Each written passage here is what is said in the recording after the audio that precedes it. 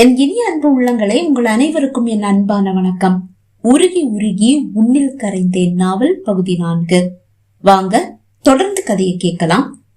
மறுநாள் காலை 8 மணி. அகல்யா வெளியே செல்வதாக கூறிவிட்டு நேராக கடற்கரைக்கு வந்தாள். அதோ அந்த இளைஞனும் அவளுக்காக கடற்கரையில் காத்து நிற்கிறான். அவனது நண்பர்களில் சிலர் அவனது காதல் கைகூடும் அந்த கண்கொள்ளா காட்சியை நேரில் காணும் ஆவலில் அவனோடு வந்திருந்தாலும், நீங்க என் கூட வந்தது அக்ஷராவுக்கு தெரிஞ்சா அது அவளுக்கு பிடிக்காது, அதனால நீங்க கொஞ்சம் தள்ளியே இருங்க என்று கூறி தன் நண்பர்களை சற்று தள்ளி நிற்க வைத்து விட்டு தனியாக தான் அவளுக்காக கடற்கரையில் காத்து நிற்கிறான். அவனது நண்பர்களும் கடற்கரையில் அமர்ந்து அரட்டை அடித்தபடியே நடப்பதை வேடிக்கை பார்த்தனர். தனியாக நிற்கும் இளைஞனின் அருகில் வந்த அகல்யா, என்ன உங்களுக்கு எவ்வளவு பிடிக்கும் என்று கேட்டாள். என்னை விட எனக்கு உன்னதான் பிடிக்கும் என்றான். அப்படியா? அப்படின்னா நான் சொல்ற எதையும் செய்வீங்களா? கண்டிப்பா. அப்ப சரி, இந்த கடல்ல குதிச்சு செத்து போயிடுங்க. அதை கேட்டு அதிர்ந்தவன், அக்ஷரா, நான் உன் கூட வாழதான் ஆசைப்படுறேன், சாக இல்ல. ஆனா நான் தான் விரும்பல, நீங்க செத்தாதான் எனக்கு நிம்மதி என்றவள். அவன் எதிர்பாராத அந்த நொடிய ஆவேசமாக பொங்கி வந்த அந்த ராட்சத அலையில் அவனை பிடித்து தள்ளிவிட அந்த ராட்சத அலை அவனை அப்படியே கடலுக்குள் இழுத்து சென்றது. அதை கண்டு அதிர்ந்த அவனது நண்பர்கள், ஏய் என்னடி பண்ற என்று கத்தியபடியே எழுந்து ஓடி வந்து கடலில் குதித்து அவனை காப்பாற்ற முயல, ஐயோ இவன் தனியா வரலையா, இவனுங்க கையில சிக்கணும், செத்தோம்.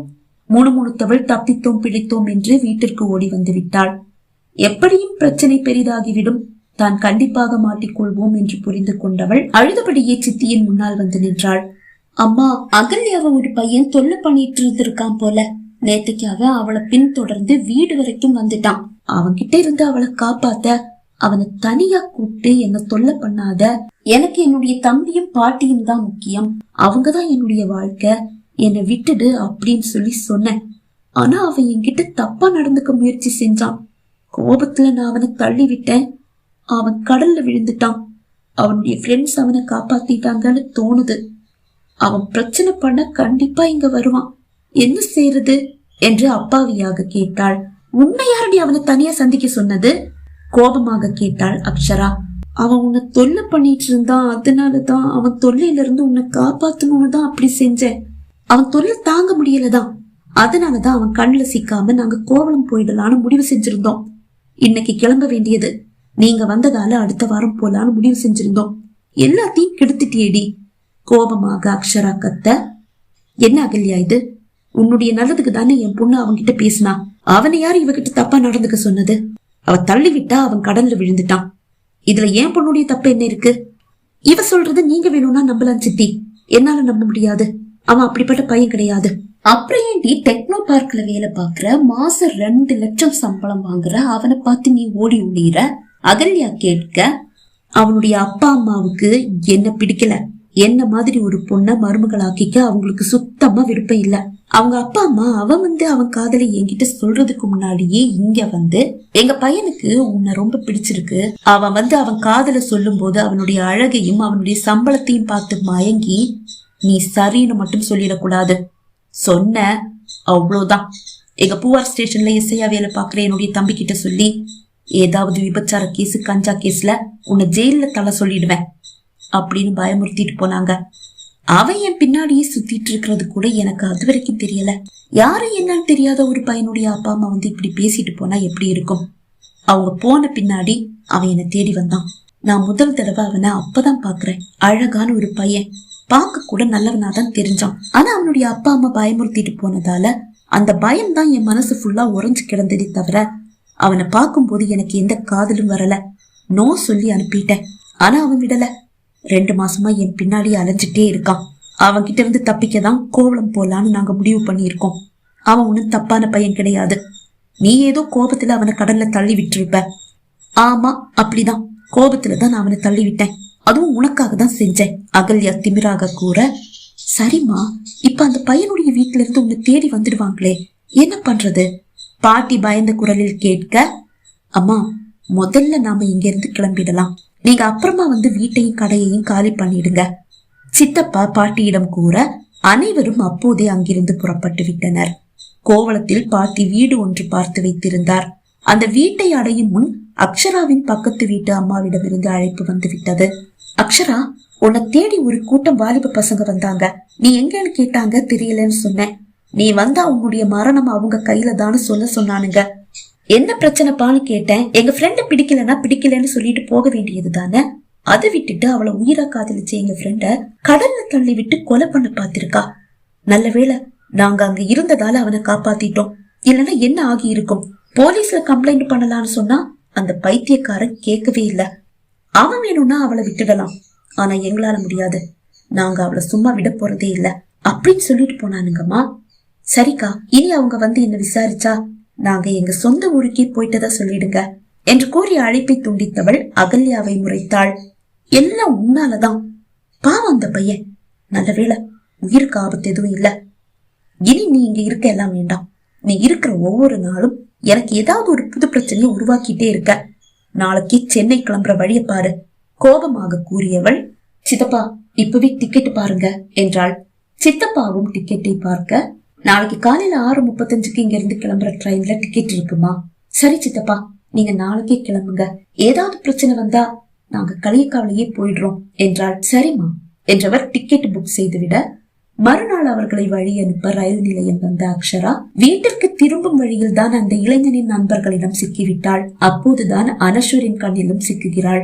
அன்று அக்ஷரா அந்த இளைஞர்களின் கண்ணில் இருந்து தப்பிவிட்டாள்.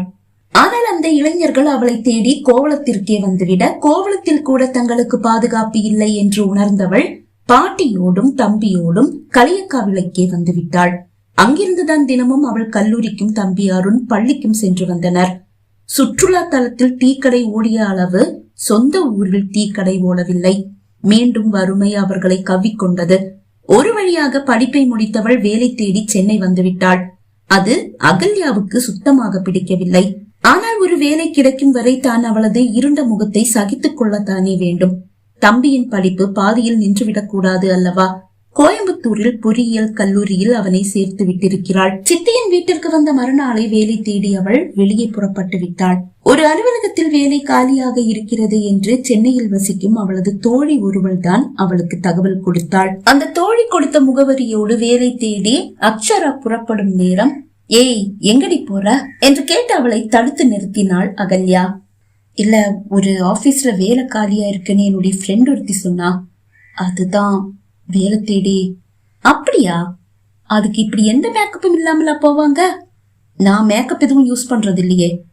நீ யூஸ் பண்ண மாட்டேமா, ஆனா ஒரு ஆபீஸ்ல வேலை தேடி போகும்போது கொஞ்சம் நல்லா போக வேண்டாம் என்று கூறியவள் தான் உதட்டில் பூச கையில் எடுத்து வைத்திருந்த லிப்ஸ்டிக்கை அவளுக்கும் போட்டு விட்டாள்.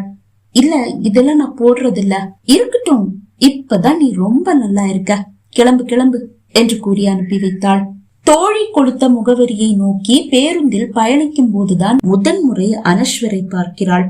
அழகான வாட்ட சாட்டமான இளைஞன் என்று மட்டும்தான் முதலில் அவள் மனதில் பதிந்தான். ஆனால் அவள் இறங்கும் இடம் வந்தபோது இடம் தெரியாமல் நின்று கொண்டிருந்தவள் பேருந்து புறப்படும் நேரம் தான் இறங்க வேண்டிய இடம் இதுதான் என்று அறிந்ததும் அவசர அவசரமாக பேருந்திலிருந்து இறங்க, இதற்கிடையில் பேருந்து புறப்பட்டு விட தடுமாறி போனவள் கீழே வீழ்ந்துவிட, எதிரில் வந்த பேருந்தில் சிக்கி சின்ன பின்னமாகி இருப்பாள். பாய்ந்து வந்த பேருந்து தன்னை மோதிவிட்டது என்றுதான் நினைத்தாள். செயல் இழந்தவள் செத்தேன் என்று விழிகளை மூடிக்கொள்ள யாரோ அவளை இழுத்து தூக்குவது போல் உணர்ந்து விழிகளை திறந்தவள் அனஸ்வரின் மார்புக்குள் பத்திரமாக இருப்பதை கண்டு வியந்து போனாள். அவளை அழைத்தபடியே பத்திரமாக சாலையோரம் அழைத்து வந்தவன், ஏய் என்னாச்சு? ஏன் திடீர்னு பஸ்ல இருந்து குதிச்சுட்ட? யாராவது ஏதாவது செஞ்சாங்களா? யாரது? கேள்விகளை அவன் அடுக்கிக் கொண்டே செல்ல அவன் யார் என்று அறியாது அக்ஷரா அவனை பார்த்து திரு திருவென விழிக்க, பேருந்திலிருந்து விழுந்ததால் பயந்துதான் இப்படி திரு திருவென்று விழிக்கிறாள் என்று நினைத்து அவள் கன்னத்தை தட்டி, அக்ஷரா, உனக்கு எதுவும் ஆகல, நீ பாதுகாப்பா பத்திரமா தான் இருக்க. அவன் கூறும் போதுதான் அகல்யாவுக்கு தெரிந்த யாரோ ஒருவன் என்பது அவளுக்கு புரிந்தது. சரி, அதை விடு. எதுக்காக இந்த பஸ்ல இருந்து கீழே குதிச்ச? உன்னை யாராவது தொல்லை பண்ணாங்களா? இல்ல இல்ல, நான் இறங்க வேண்டிய ஸ்டாப்னு தெரியாம நின்னுட்டு இருந்தேன். பஸ் புறப்படும் போதுதான் இறங்க வேண்டிய இடம் தெரிஞ்சது, அதுதான். அவள் கூறியதை கேட்டு அவனுக்கு கோபம் வந்து விட்டது. அப்படியே ஒண்ணு போட்டேனா பாரு, ஏதாவது ஆகியிருந்தா என்ன பண்றது? சட்டென்று அவன் கோபம் தணிந்து போனது.